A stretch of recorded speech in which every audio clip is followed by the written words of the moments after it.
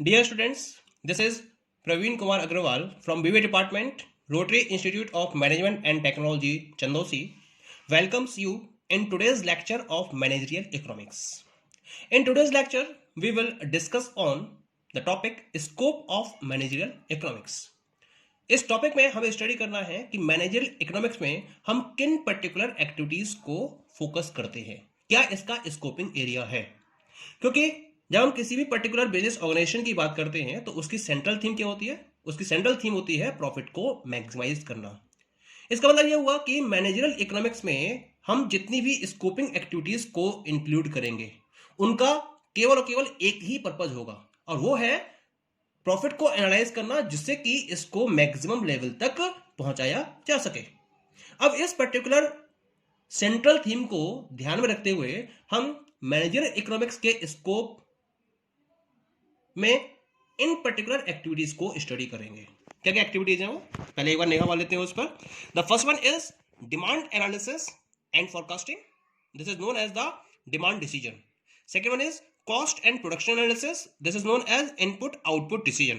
The third one is market structure and pricing policies, this is known as price output decision. The fourth one is investment analysis, this is known as project appraisal and investment decisions. And the last one is risk and uncertainty analysis, this is known as the economic forecasting and planning. Now come to the first topic, this is demand analysis and forecasting. क्या मतलब है इस topic का? Demand decision का topic है। In demand analysis we have to analyse the demand in the market. इसमें एक topic हम स्टडी करते हैं जिसको हम नाम देते हैं कॉन्सेप्ट को demand function. Demand function gives the relation between the quantity demanded and the factors affecting it. Quantity demanded और उसको अफेक्ट करने वाले फैक्टर्स के बीच में एक रिलेशन को डिफाइन करता है डिमांड फंक्शन। क्योंकि जो इसके डिफरेंट फैक्टर्स हैं वो क्या क्या हो सकते हैं, जैसे प्राइस ऑफ द गुड है, price of the related goods है, इनकम ऑफ द कंज्यूमर है, taste and preference of the consumer है, टेक्नोलॉजी की अवेलेबिलिटी है मार्केट में। ये सारे फैक्टर्स हैं जो उसकी डिमांड को अफेक्ट करते हैं। तो इन अफेक्टिंग फैक्टर्स को ध्यान में रखते हुए हम क्या करते हैं, मार्केट में किसी पर्टिकुलर प्रोडक्ट की डिमांड को पता करते हैं, उसको एनालाइज करते हैं। ठीक है, और उसके साथ साथ हमें क्या करना होता है, forecasting, demand forecasting. Demand forecasting क्या होती है? Demand forecasting is the process of finding the values for demand in future time period. यानी कि आने वाले टाइम में आपके प्रोडक्ट की डिमांड कितनी होगी, इसको आज की डेट में पता करने की जो प्रोसेस है उसको हम बोलते हैं डिमांड फोरकास्टिंग। ये बहुत इंपॉर्टेंट कॉन्सेप्ट है या स्टेप है जो ऑर्गेनाइजेशंस फॉलो करती हैं। क्योंकि जब आपको ये पता होगा मार्केट में कितनी डिमांड है तो उसी पर्टिकुलर डिमांड के अकॉर्डिंग आप डिफरेंट टाइप की प्लानिंग को फॉलो करोगे, अपनी प्रोडक्शन प्लानिंग को फॉलो करोगे, और उसके अकॉर्डिंग ही उतना ही प्रोडक्ट प्रोड्यूस करोगे, ना उससे ज़्यादा और ना ही उससे कम। तो इस तरीके से आप अपने प्रॉफिट को मैक्सिमम करने की कंडीशन में होगे। लेकिन इसके लिए प्रॉपर फोरकास्टिंग को फोकस करना जरूरी है। फोरकास्टिंग के लिए डिफरेंट टाइप की टेक्निक्स हैं जिनका यूज करके ऑर्गेनाइजेशंस प्रॉपर डिमांड को एनालाइज कर सकती है। जैसे बहुत सारी टेक्निक्स है इसके अंदर, जिसको हमने दो पार्ट में डिवाइड कर रखा है। स्टैटिस्टिकल टेक्निक्स भी होती हैं और इसके अंदर सर्वे टेक्निक भी होती है। तो सर्वे टेक्निक का यूज कर सकती है ऑर्गेनाइजेशन, या फिर स्टैटिस्टिकल टेक्निक का भी यूज कर सकती है। स्टैटिस्टिकल टेक्निक में प्रीवियस हिस्टोरिकल डेटा यूज किया जाता है और उस डेटा को यूज करके फ्यूचर पीरियड ऑफ टाइम में डिमांड को एस्टिमेट किया जाता है। So this is the first scoping area of managerial economics, जिसके थ्रू प्रॉपर्ली डिमांड को एनालाइज किया जाता है। Now come to the second one is cost and production analysis. यहां हम इसको बोलते हैं इनपुट आउटपुट डिसीजन। क्या मतलब है? जब हम कॉस्ट और प्रोडक्शन की बात करते हैं तो कॉस्ट और प्रोडक्शन दोनों सेम कॉइन के दो साइड के नाम पर काउंट की जाती हैं।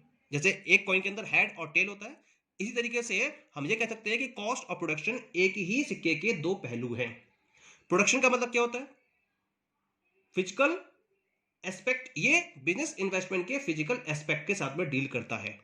यानी कि आपके पास डिफरेंट टाइप के इनपुट्स अवेलेबल है और उन इनपुट्स का यूज करके आप क्या करते हो, उसको एक आउटपुट में कन्वर्ट करते हो, एक प्रॉपर प्रोडक्ट में कन्वर्ट करते हो प्रोडक्शन प्रोसेस को फॉलो करते हुए। तो ये प्रोसेस कहलाती है आपकी प्रोडक्शन। और कॉस्ट क्या होती है? प्रोडक्शन में आप जितने भी फैक्टर्स का यूज कर रहे हो, इन्हें इकोनॉमिक्स की लैंग्वेज में फैक्टर्स ऑफ प्रोडक्शन कहा जाता है।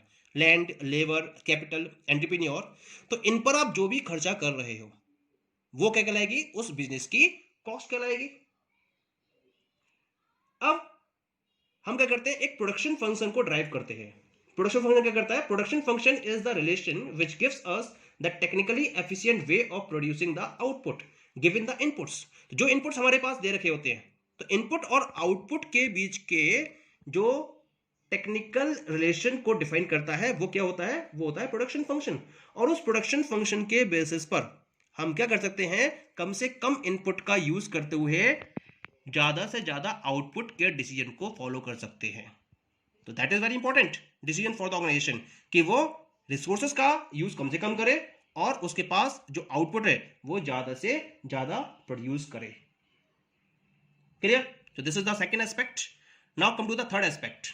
Third aspect is market structure and pricing policies. This is very important scoping area of managerial economics. Market structure. On the basis of competition, market has been divided into two parts: perfectly competitive market and imperfectly competitive market. Again, imperfectly competitive market की तीन forms होती हैं: monopoly market, oligopoly market and monopolistic market.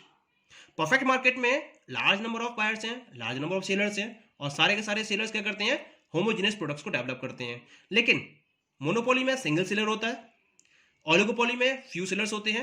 वो चाहे तो homogeneous product develop कर सकते हैं या फिर डिफरेंशिएटेड प्रोडक्ट्स को डेवलप कर सकते हैं।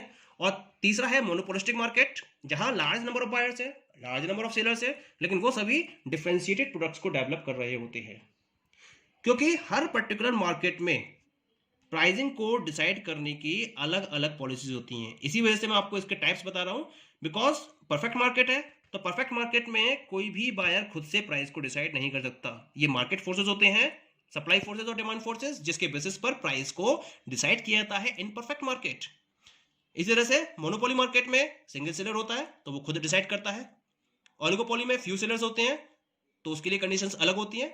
मोनोपोलिस्टिक में जो प्रोडक्ट का फीचर है वो एक बेस बनता है और उसके बेसिस पर प्रोडक्ट के प्राइस को डिसाइड किया जाता है।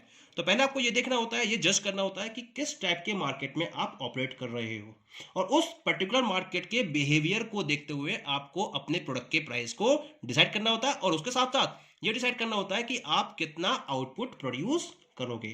तो it is depending upon the form of the market in which the firm is operating. Point is clear? Now come to the next point. The next point is investment analysis. Investment analysis. What is investment analysis? क्योंकि आपके पास जो amount available है, उस particular amount से आप उस particular business को start करना चाहते हो जिससे आपको आने वाले टाइम में रिटर्न ज्यादा से ज्यादा मिले। इसी वजह से क्या बोलते हैं उसको हम? Project appraisal and investment decision. यानी कि पहले आप क्या करते हो? डिफरेंट टाइप के प्रोजेक्ट्स को फाइंड आउट करते हो जहां आप अपना पैसा लगा सकते हो, जहां अपनी अमाउंट को इन्वेस्ट कर सकते हो। पहले आप उन पर्टिकुलर प्रोजेक्ट्स को फाइंड आउट करते हो, फिर आप उनको अप्रेज करते हो, उनको इवेल्युएट करते हो, उनको कंपेयर करते हो कि किस पर्टिकुलर प्रोजेक्ट्स में आपको कितना अमाउंट या इन्वेस्टमेंट करना पड़ रहा है और उससे आपको कितना रिटर्न मिलेगा। और उसके लिए आप डिफरेंट टाइप के मेथड्स का यूज करते हो, जैसे पेबैक पीरियड मेथड होता है, average annual rate of return method होता है, NPV net present value method होता है, प्रॉफिटेबिलिटी इंडेक्स मेथड होता है, internal rate of return method होता है। तो इन सारे मेथड्स का यूज करते हुए आप डिफरेंट टाइप के प्रोजेक्ट्स को इवेल्युएट करते हो और इवेल्युएशन के बाद देखते हो कि कौन सा प्रोजेक्ट आपके लिए मैक्सिमम बेनिफिट प्रोवाइड करेगा और मिनिमम रिस्क भी प्रोवाइड करेगा। That is very compulsory. Maximum profit के साथ साथ रिस्क भी मिनिमम होना चाहिए, और उस पर्टिकुलर प्रोजेक्ट में इन्वेस्टमेंट का डिसीजन आप फॉलो करते हो ऑन दैट पर्टिकुलर बेसिस। इसी वजह से हम इसको बोलते हैं project appraisal and investment decision. Okay, the last one is the risk and uncertainty analysis. एक बार आपने इन्वेस्टमेंट को फॉलो कर लिया, अब लास्ट टॉपिक आता है इसके अंदर रिस्क और अनसर्टेनिटी को एनालाइज करना। क्योंकि जब आप किसी भी पर्टिकुलर बिजनेस को फॉलो कर रहे होते हो तो उसमें डिफरेंट टाइप के चेंजेस तो होते ही रहते हैं। आपने आज बिजनेस स्टार्ट किया है, आने वाले टाइम में उसमें डिफरेंट टाइप के चेंजेस होंगे। कुछ चेंजेस ऐसे होंगे जो आपको पता होंगे, they are known as they are called the known changes, और कुछ चेंजेस होंगे जो आपको पता नहीं होंगे, they are known as the unknown changes. उनके साथ में कुछ डेफिनेट आउटकम्स भी एसोसिएटेड होंगे। अगर वो डेफिनेट आउटकम्स आपको पता है तब तो हम कहेंगे कि that is the environment of certainty. लेकिन अगर आपको वो आउटकम्स नहीं पता है तो इसका मतलब this is the situation of risk. Risk क्या होता है? रिस्क कैलकुलेबल होता है, इसको आप कैलकुलेट कर सकते हो और कैलकुलेट करके आप इसको इंश्योर भी कर सकते हो। तो रिस्क को तो इंश्योर किया जा सकता है, आपने अपनी इंश्योरेंस पॉलिसी ले ली और इंश्योरेंस पॉलिसी को फॉलो करके आपने रिस्क को अवॉइड कर दिया, उसको कंट्रोल कर लिया। लेकिन जो अनसर्टेनिटी है, अनसर्टेनिटी में आपके पास कोई भी इंफॉर्मेशन अवेलेबल नहीं होती है, आपको नहीं पता आने वाले टाइम में क्या चेंजेस होने वाले हैं और उसके अकॉर्डिंग आउटकम्स क्या होंगे। You have no information about the change in the environmental factor. That situation is known as the uncertainty. इस अनसर्टेन, जैसे आज तो डिमांड मार्केट में ज्यादा है लेकिन आने वाले टाइम में आपके प्रोडक्ट की डिमांड एकदम से बढ़ भी सकती है और एकदम से आपके प्रोडक्ट की डिमांड कम भी हो सकती है। तो this is the situation of uncertainty. तो इस अनसर्टेनिटी के सिचुएशन को हम बोलते हैं नॉन कैलकुलेबल रिस्क, क्योंकि एक फॉर्म रिस्क और अनसर्टेनिटी दोनों टाइप के एनवायरमेंट में वर्कआउट करती है। तो ऑर्गेनाइजेशन ये कोशिश करती है कि उस अनसर्टेनिटी के पीछे कौन कौन से फैक्टर्स वर्कआउट कर रहे हैं। भले ही आपको आउटकम पता ना चल पाए लेकिन उन फैक्टर्स को स्टडी करके आप इतनी इंफॉर्मेशन कलेक्ट करना चाहते हो जिससे कि आने वाले टाइम में अनसर्टेनिटी की सिचुएशन को अवॉइड किया जा सके और उसके अकॉर्डिंग आप सेफ वे में अपने बिजनेस की एक्टिविटीज को आगे बढ़ा सको। तो कुल मिला के रिस्क एंड अनसर्टेनिटी के सिचुएशन को अवॉइड करने के लिए आपको इकोनॉमिक फोरकास्टिंग एंड प्लानिंग को फोकस करना होता है और उसके थ्रू बिजनेस को आगे डेवलप करना होता है। तो this particular part comes under the scope of managerial economics. तो so we have these particular activities coming under the scoping area of managerial economics. Okay, thank you.